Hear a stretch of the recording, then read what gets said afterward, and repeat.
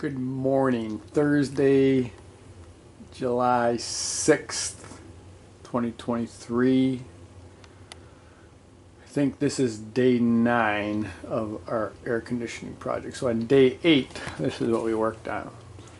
We had drilled some holes to bring the 2-gauge sub-panel feed in. And when we did that, we noticed that that hole is like very close to the top where the floor is. So if someone's to drive a nail from the floor down in, they might go through that distance and puncture the sub-panel cable. So we're looking for some armoring options. Okay, so you can see that that's like about 2 fingers. So if someone drove a pretty good sized nail, let me take my glasses off, I can't see. With the viewfinder. So what we came up with was, this is a coupling for, I believe, EMT, electromechanical tube. So that's going to fit in there, and the cable is going to fit in there. So if someone was to drive a nail, it would be armored. But this hole was not big enough to fit this, so I needed to make that hole a little bit bigger so that would fit in. So here's my options from yesterday. This was a drill bit 1.25 inch that I originally used. Here's an end mill, a sanding drum. That's the coupling I need to put in, and a jab saw. So some combination of those. I'll let you guess which I used to make that hole a little bit bigger and get that to fit in. Okay, also yesterday we worked on this. So this I had done before they put the new addition on, and so there's brick on the other side. So when that was open, I'll show you on this side. Yeah, before this went in, see this brick? I had taken, concrete drill, and I got all this brick out of here in anticipation of making a chase. And I had opened up this part here to be a nice chase to be able to get things through, because I know it would be hard after the fact to get through. This isn't plate, I don't know what this is, but whatever it's called. Have to get through this, and then brick, and then there's joists, 2 joists right there. So I have to do that.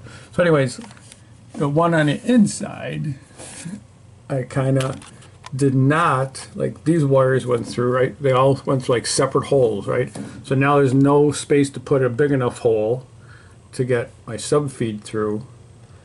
And because 4-conductor number 2-gauge wire, it's not going to like bend easily. So here's my issue. It has to go through here, and then it has to take a quick dive down through here. There's not much room. It has to come down, and this is where the panel is going to be. So I needed to open that up. Hopefully the wire will go to the side a bit and come down. That's the plan. We're going to try that today. So not for this hole. This was done before, but for the opening on the inside here, it took a while, so let's see what you think.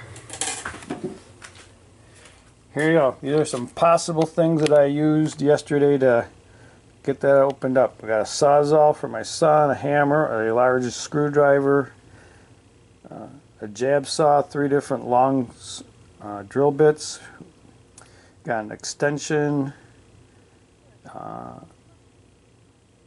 chisel, and these are some pieces of metal for shielding, so like I wouldn't cut or poke into live wires. So some parts are all or none or some of those I used yesterday. So today my wife is done in the shower before the grandkids come over. There's the cable.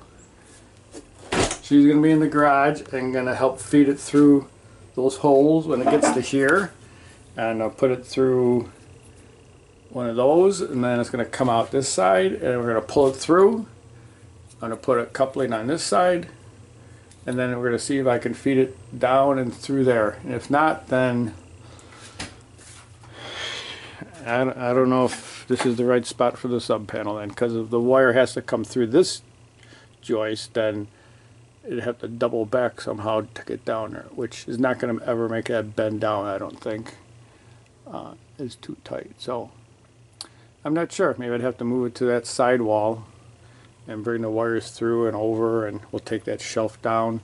But I prefer not to do that. It feels like it wants to be there, so we'll see if we can make it happen.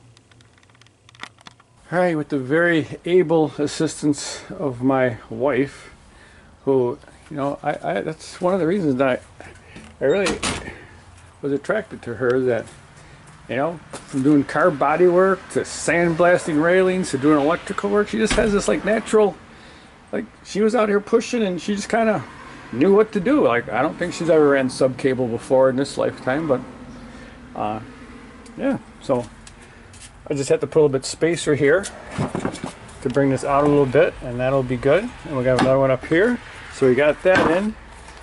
And here we go, we're through here, we're through here. We got the coupling on that one. We got the coupling for armor that's going to go back in there. It went through that hole pretty nice. And here we go. We got it coming down. It's all coiled up down here. That's where the sub panel's going.